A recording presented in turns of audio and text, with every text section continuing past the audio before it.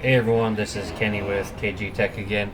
So in this video we're going to do a little overclocking with the RTX 4080 in Cyberpunk. In the last video I kind of showed you some settings and kind of show you the performance of the 4080 in Cyberpunk and kind of what it can do.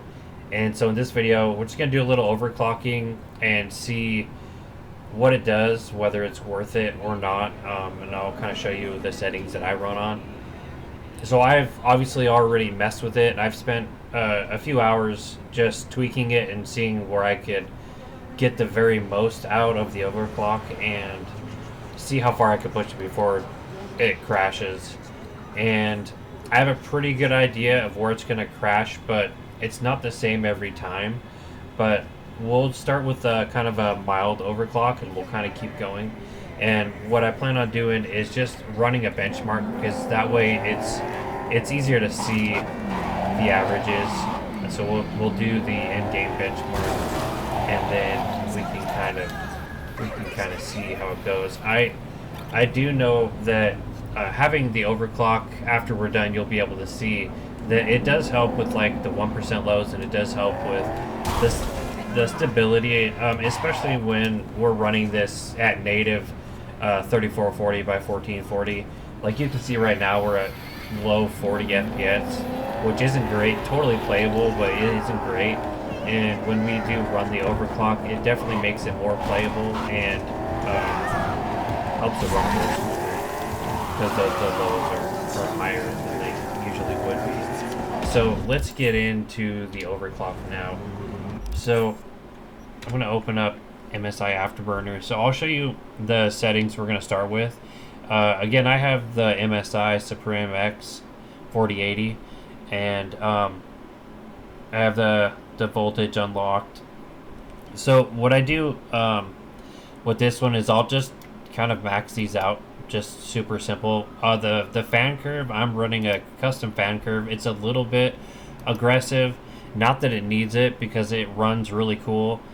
The fan curve doesn't make that big of a difference as far as this overclock that we're going to do. But you can see my fan curve is sort of aggressive, but the way I have my gaming station set up, my PC is like 3 or 4 feet to my right, so it's kind of away from me. And any fan noise there might be, I don't hear it, and it doesn't bother me either way. So I kind of like to just have it ramped up just a little bit, because, you know, why not have an extra C or 2 cooler, just because.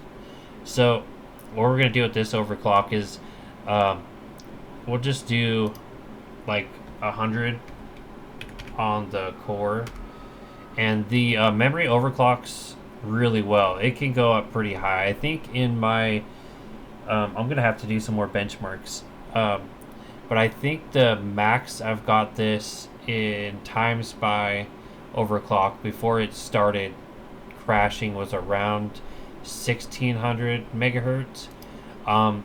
And based on my experience with other overclocks in all my other games, I'm pretty safe around 1400, but we'll start at 1000, because 1000's super easy, and that'll be really easy for it, and that'll just be a good base for us to start at. So we'll go ahead and do that. Actually, we're not going to do that. We're going to go back to the game, and I'll show you guys the benchmark, just totally bone stock. That would be a good place to start. And then we can see the average. I mean, you can see in game we're, you know, in the low 40s.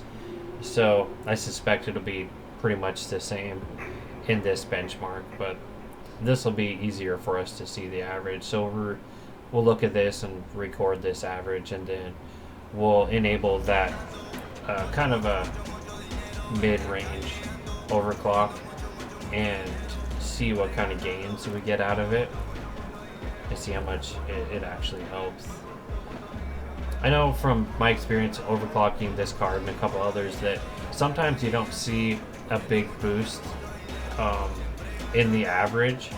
Where I see the most help is in the lows. It just makes it more stable. And sometimes, you know, if you're gaming and you're like in the low 40s, high 30s, even 5 FPS can be the difference between kind of playable and not, especially if you have low frames, like below 30 or even close to 30. So when, for me, if you're below 50, like every frame you can get, I feel like can make a difference. So that's, I think, where overclocking really helps. With this card, normally when I play, there's no game that I need to run overclocked. I almost never really run it overclocked, just because there's no point, because I get enough frames out of it that I really don't need to. But so here we're at 45, almost 46 average FPS. So just remember that. And we'll go back to MSI Afterburner. So we'll go back and put in our plus 100 on the core, plus 1000 on the memory, and we'll just crank these up. And I'm gonna enable my fan curve that I like, and we're just gonna save that as number 5. Oh, okay, there we go. Okay, now we're ready. So, not a big overclock, but we'll see what it does.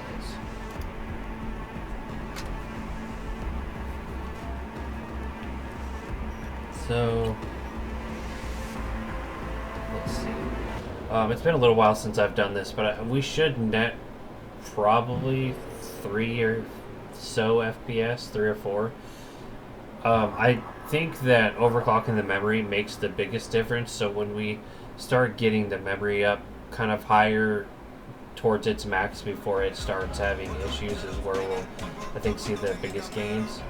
This 100 megahertz on the core helps a little bit, but the card's already boosting up pretty high, just stock anyways. But that memory overclock definitely helps.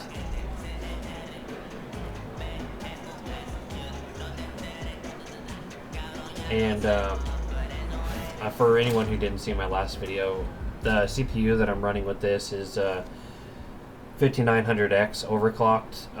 I have it overclocked where it'll hit a max of about 5.1 and some change gigahertz on single core. So you can see here it's like boosting up to almost 5K, like 4975. It'll hit around 5K in different places in this game and other games. It'll boost a little higher.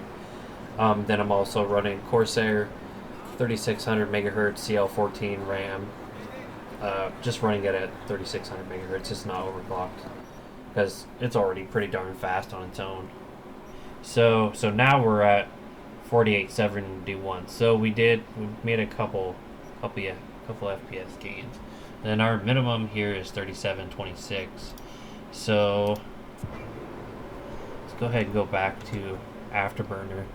So we're gonna boost this another 50, do 150, and then we'll get this higher. So I know 1300 is getting close to the max. I think the most I've ever done before I start running into crashing issues is around 1500 megahertz. But I'll start running into crashing issues once we start getting to that point, so I don't think I want to run it that high. Although if you run the fan curve up and get it running a little bit cooler, it will boost even higher. But yeah, I don't think it's really worth it. But we'll just see what this does. We should get another FPS or 2 out of this.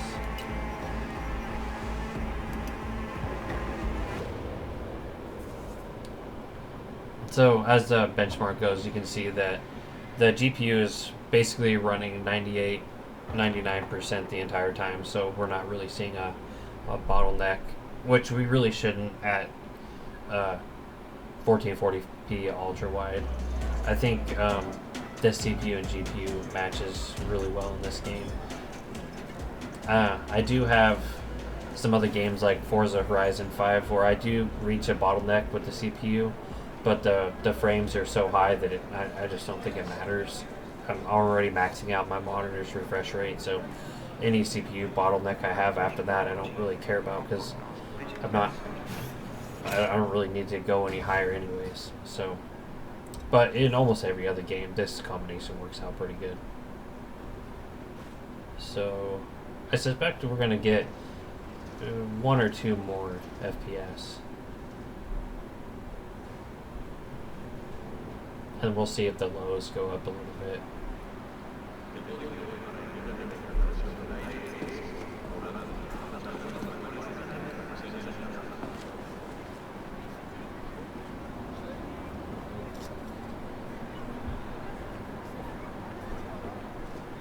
Getting up to 60 FPS there.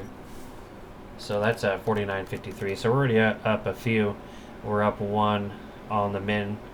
So that's good. We're already getting better, and max is 62. Okay, so now we're going to go back to afterburner. So I know from experience that I can hit about 190 before I start having issues. I've pushed this as far as 230, but it will crash after a couple minutes, and I don't really want it to crash while I'm doing this. And then the memory we'll do at 1400, because I know it'll be stable there. So this would be my max like daily overclock to run in this game. So go back and benchmark this and see.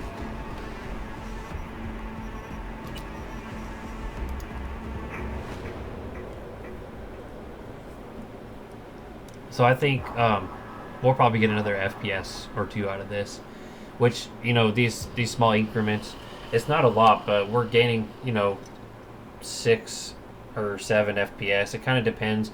And in some areas of the game, it may be more, it may be less. I know driving around in the city, it kind of depends on where you're at. You could get up to like 11 FPS boost with overclocking, which is pretty good. It's definitely enough to get you to 60 in some spots, or over 60 FPS, which is great. I think like if you're running native like we are right now, every FPS counts, and it will definitely matter. Like if you want to see the game at native resolution and you don't want to use Dlss or frame generation to try to get more frames out of it, you just want to see the game as good looking as possible, definitely overclocking is worth it for sure. I'll show you guys the settings that we've been at this whole time. I basically set everything to ultra, and it's running native resolution. So I'll show you guys that here in a second.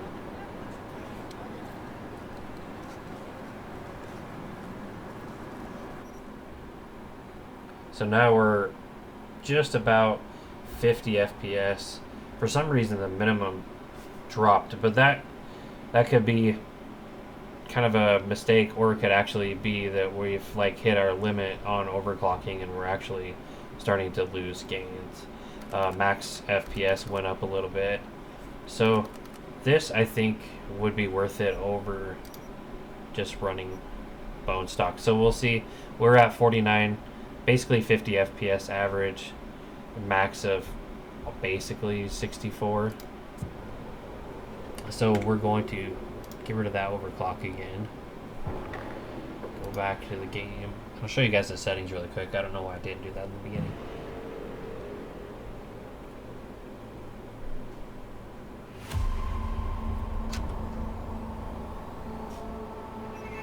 So we're at 1440p ultra wide, and Dlss, all that stuff's off. I usually leave this stuff off. Film grain, I hate that. The depth of field, lens flare, all this stuff. I always leave all this stuff off in basically every game. Motion blurs, crap, never use that. Everything else is just set to ultra, or the highest setting. The screen space reflection quality, I left it ultra.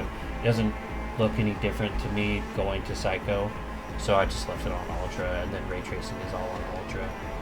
So we'll go back again just to kind of refresh our minds where we're at. Running back to stock. So we're basically at 50 FPS before with the max overclock, and we could push it, I think, a few more megahertz on the core, but just from experience, I know that we might run into some crashing issues. And I don't really want that to happen right now while we're trying to do benchmarks. It is fun though, you know, just for fun to just max everything out. Like, I think my highest overclock I got was 230 megahertz on the core and maybe 1550 on the memory, which was pretty awesome. But it wasn't that stable. I think it would crash after like 5 minutes or so, but it's fun to mess with just to see what it can do, just for fun.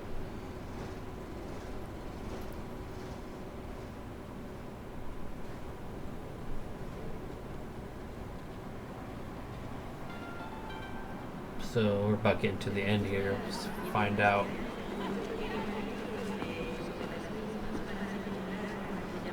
The comparison again. You can see this GPU's maxing out 56. I think it may hit 57C for a second. It does pretty good. I'm pretty happy with it. So back at 45.6. So we basically gained an average of 5 FPS. Max FPS was pretty similar. We did gain a couple on the minimum. So it's not a whole lot. But I think if you're playing it native, ultra wide like we are now, that overclock would definitely be worth just getting us closer to 60 and even hitting above 60 sometimes. Would just make the game much more playable. So I think in this case it's totally worth it. But once you turn on Dlss or frame generation, having it overclocked really doesn't make any sense, because having those couple FPS don't matter at that point.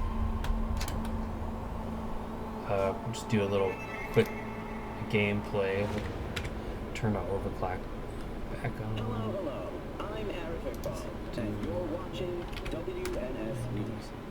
New details have emerged on the attempted abduction of Hanako Arasaka at the Arasaka-sponsored Dashi Parade. I should have this thing saved. First reported that the assailant struck as the parade was in full swing. Our fan curve back on, we don't really need, but just because. Fortunately, Arasaka's security forces, under the personal direction of Yorinobu Arasaka, quickly tracked down the abductors and secured. But we'll drive around a little bit and see.